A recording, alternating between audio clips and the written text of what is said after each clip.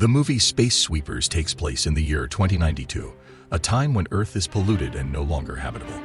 The remaining human population survives by exploring space, while a company called UTS builds an orbital home for the wealthy elite.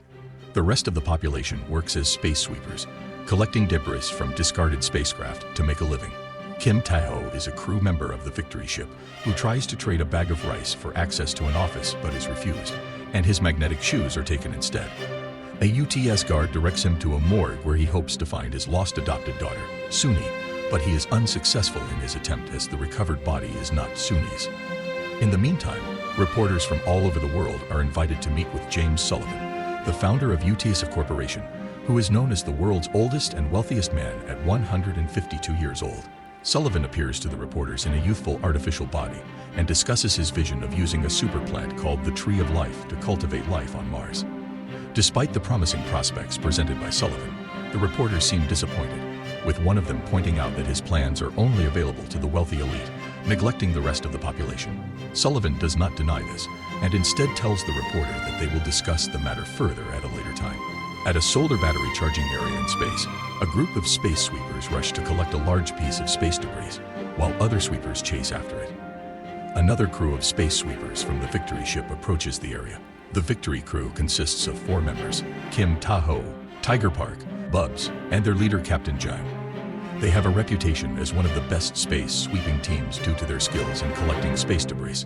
Other space sweepers become wary of their arrival because Kim Tae-ho, the chief pilot, was a former commander in the UTS Armed Forces, and Captain Jang was a former child genius and special forces officer who escaped from UTS Corporation. Bubs, a droid, serves as the Victory's maintenance worker, while Tiger, a former drug dealer, is the ship's mechanical engineer. After assessing the situation, Captain Jang orders Tae-ho to increase the speed of the ship. Bubs expertly aims and hooks a harpoon onto the space debris, which the Victory quickly snatches away and escapes from the other crews. The other crews are annoyed at their cunning and reckless behavior and chase after them. Tiger manually boosts the engine as Captain Jang co-pilots from the other side of the ship. The crew steers the ship with ease and heads towards a large solar panel. The other space sweepers eventually give up the chase, and the crew heads towards the waste management satellite to sell their collections. Although they earn a significant amount of cash, they have to use it to pay off their debts and taxes, leaving them with little money to support themselves.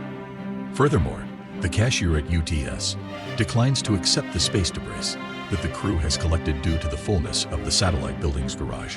While in the midst of the transaction, breaking news is announced by UTS Corporation about the disappearance of an android named Dorothy, who is shaped like a child and is considered a weapon of mass destruction. The group believed to have stolen her is called the Black Foxes. The crew passes the time and satisfies their hunger by playing cards, but Tiger interrupts the game to inform them that their toolbox, battery, and a bag of rice are missing.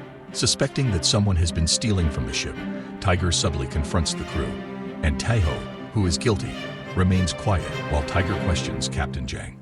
Captain Jang dismisses Tiger and urges everyone to continue playing the game. The disagreement between the two escalates and Bubs interrupts to remind them of the deadline for their loans. Bubs' constant reminders add to their growing stress, which leads to a sudden brawl inside the Victory. As a result, Captain Jang, Tae-ho, and Tiger all collapse on the floor of the ship, and Bubs sighs in disbelief after discovering that their savings account is empty. Later on, Bubs and Tiger remain in space to examine their ship's condition. While Tiger floats around in a spacesuit, Bubs perches on top of the ship and researches skin grafting procedures in hopes of transitioning to a female. They observe a movement coming from the large space debris they captured earlier. Tae-ho joins them to investigate, accompanied by Tiger and Bubs. They discover Dorothy, the missing child, inside the space debris, which happens to be a cargo ship. The 4 of them feel doubtful and uncertain about what to do with Dorothy. When Tae-ho and Dorothy share a glance, he is reminded of his adopted daughter before he walks away. The crew is alerted by their ship's software about Dorothy's disappearance, causing them to panic and take cover, assuming that Dorothy may self-destruct. However, the child appears harmless and sneezes instead. The crew ties Dorothy outside the ship in fear, but their attempt to dispose of her fails. Tiger contacts the police while Tae-ho discovers a phone in Dorothy's bag with missed calls from someone named Kang Hyunwoo. Meanwhile, Dorothy amuses herself by using her nanotechnology powers to grow a leaf on a withering plant. The crew discusses their options over drinks, learning that both the Space Guards and Black Foxes are searching for Dorothy. Tai-ho proposes selling Dorothy to the Black Foxes for money, which Captain Jang opposes but eventually agrees to after Tai-ho convinces the rest of the crew. The group argues over how to divide the money before finally settling on an arrangement. The crew of the Victory continues to keep their distance from Dorothy and monitor her through the ship's cameras. They discover that she has drawn on the wall of Tiger's room. They then explore her phone and manage to contact Kang Hyunu, who they believe is from Black Fox. They agree to meet at a nightclub, and the crew cheers in excitement at the prospect of making money. Meanwhile, Tiger and Dorothy bond over her drawing of him. Tai-ho and Tiger prepare to meet Kang Hyunu, but they are interrupted by a police officer who arrives on the ship and begins to question them about their illegal modifications. The officer notices the plant in the ship and asks about Tiger's call, but the crew remains silent. The officer becomes suspicious of Dorothy, but the crew blackmails him into leaving the ship. After he departs, Dorothy emerges from hiding and gives Captain Jang the thumbs up. At the nightclub, Tai-ho and Tiger bring Dorothy in a bag, and Tiger expresses his fondness for the child, wondering what will happen to her after the deal. Tai-ho assures him that Dorothy is not a child, and there is no need to worry. They meet with Kang Hyunu, a nanomedicine specialist, and exchange $2 million for Dorothy. However, when Dr. Kang checks the bag, he finds it empty as Dorothy has wandered off. The crew is instructed to find her before she is recognized by anyone. Meanwhile, Dorothy is fascinated by a tall pillar of electricity, attracting the attention of the partygoers who soon realize who she is. This causes fear among the crowd, and a shootout ensues as UTS soldiers emerge. Dr. Kang calls out to Dorothy by her Korean name, Katnim, as Tai-ho and Tiger find her and attempt to escape. However, a UTS soldier spots them and fires at them, but Dorothy creates a protective shield around them. Captain Jang watches in amazement through her remote access to the situation. Upon their return to the Victory, the crew expresses their disappointment at the unsuccessful trade. It is revealed that Dorothy's real name is Katnim, and while the rest of the crew grows closer to her, Tai-ho remains wary of her, believing she is dangerous. The crew heads to the maintenance hangar to fix their engine, and Katnim visits Tai-ho's room to borrow his scissors, but he initially refuses her request. However, he later changes his mind and helps her cut tomatoes that had grown on the ship's plant, which they sell to other space sweepers. Bub spends time with Katnim, doing her makeup and sharing the story of Tai-ho and his adopted daughter Suni. Tai-ho was once a UTS child soldier, and during a mission, he discovered a human baby on a fleeing non-citizen's ship. He decided to adopt her despite the UTS rules against it, and his love for Suni made him reject any further violence against humans, leading to his dismissal as a space guard and exile from the UTS orbit home. After a year, Tai-ho's adopted daughter Suni was lost in a space debris accident, and the crew is still searching for her with the help of UTS services, which are expensive. They receive a call from Dr. Kang and set up another meeting to sell Katnim. Bubs and Tai-ho are eager to receive the money, but Tiger suggests they keep Katnim. Captain Jang examines the papers in Katnim's backpack and finds out she is a human child, the daughter of nanorobotic scientist Kang Hyunu. Katnim is taken by a masked man in the maintenance hangar, but Tai-ho and Tiger rescue her and confront a group of masked people who are revealed to be fellow space debris collectors led by Karam. Captain Jang raids through the files in Katnim's backpack and reveals that the space debris collectors are members of the environmental organization, Black Fox. Karam explains that the Black Fox is not a terrorist group, but an environmental organization. Sullivan meets with the reporter he spoke with at the press conference, and they continue their conversation. The reporter questions Sullivan's motives for draining Earth's resources and exacerbating the planet's decline. Sullivan shares his past experiences on Earth and criticizes the people, claiming that he aims to create a better world by selecting only the most morally upright individuals. During their discussion, Sullivan shocks a member of the Black Foxes in front of the reporter and proposes that he can become a UTS citizen by killing the man. Under pressure, the reporter reluctantly shoots the man. Sullivan uses this moment to reveal the reporter's true nature as a selfish and hateful person, and subsequently kills the man. In the hangar, Karam suggests that the Earth can still be habitable again. Katnim's father, Dr. Kang, had injected her with nanobots when she was born with a congenital disease. The nanobots not only cured her nerves, but also gave her the ability to revive dead plants, which could be a solution to bring life back to Earth. However, Sullivan is also after Katnim for his Mars development project. The Space Guards arrive at the hangar to find Katnim, prompting the team to split up. Tai-ho and Katnim escape through the air vents, but the Space Guards track them down and attack them. After a fierce struggle, They manage to escape and continue to be chased in space. A hit to Victory's engine causes them to crash into the Lagrangian point, where they are surrounded by deadly nanobots. Captain Jang comforts Cotton while the crew prepares for impact. When Cotton opens her eyes, the nanobots disappear.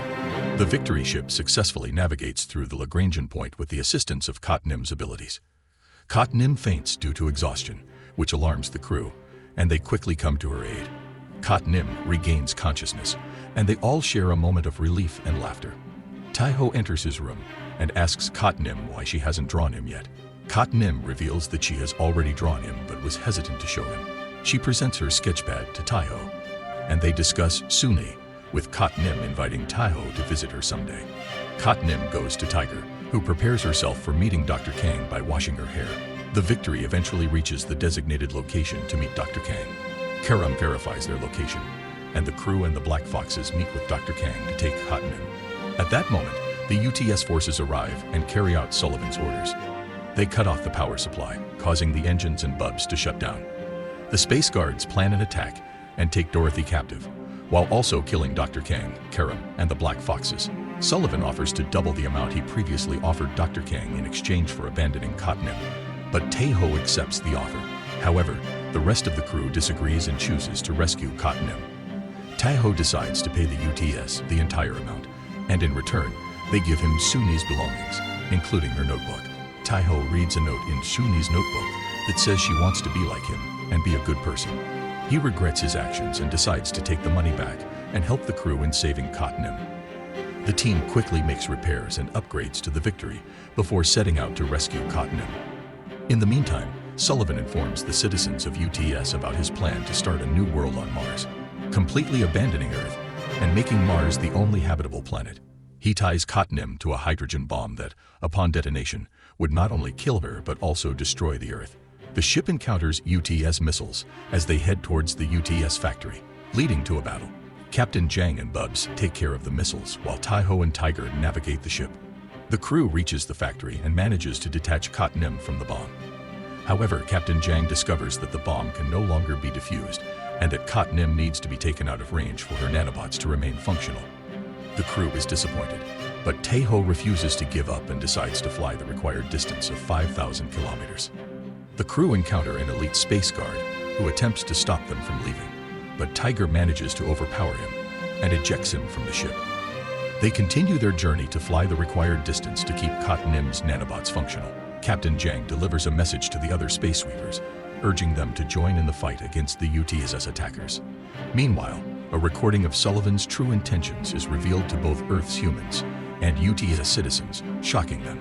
Sullivan appears in his own ship to intercept the Victory and demands that they surrender Cotton to him, causing injuries to Captain Jang and Buzz. Taiho and Tiger activate the emergency booster of the ship for their final defense, allowing them to temporarily escape from Sullivan's ship and reach the necessary distance for Cotton. Subsequently, the crew devises a plan to protect Cotton by bringing the bomb with them and leaving Cotton with another crew, knowing that Sullivan will come for her and flying to a safe distance. They bid farewell to each other and take the bomb close to Sullivan's ship, causing it to explode and kill him. Meanwhile, Cotton communicates with the nanobots and saves the entire crew by shielding them from the impact. The UTS apologizes for hiding their true intentions and promises to improve life on Earth. With the help of Cotton and her nanobots, Taiho is able to contact his daughter Sunai one last time before bidding her farewell. Finally, the crew adopts Cotton as a family member, and she uses her powers to restore habitability to Earth by planting more trees.